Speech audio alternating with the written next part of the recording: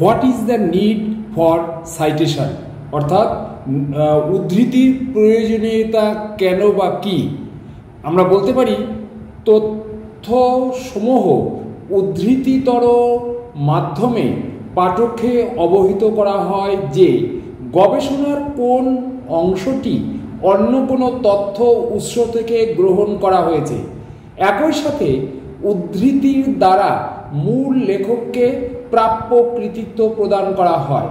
অন্যের লেখা চুরি না করে তাকে নিজের লেখায় ব্যবহারের একমাত্র উপায় হল উদ্ধৃতির ব্যবহার। উদ্ধৃতির প্রয়োজনীয়তার কারণগুলি নিম্নরূপ। নাম্বার 1, উদ্ধৃতি পাঠককে সংশ্লিষ্ট বক্তব্যটি বা লেখাটি অন্য কোন লেখা থেকে এসেছে তা খুঁজে পেতে এবং সেই সম্পর্কে আরও বিস্তারিত ধারণা পেতে সাহায্য করে।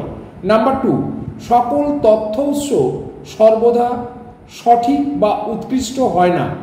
গবেষকের নিজস্ব ধারণা অনেক ক্ষেত্রেই তার উৎসের তুলনায় আরও সঠিক বা আকর্ষণীয় হতে পারে।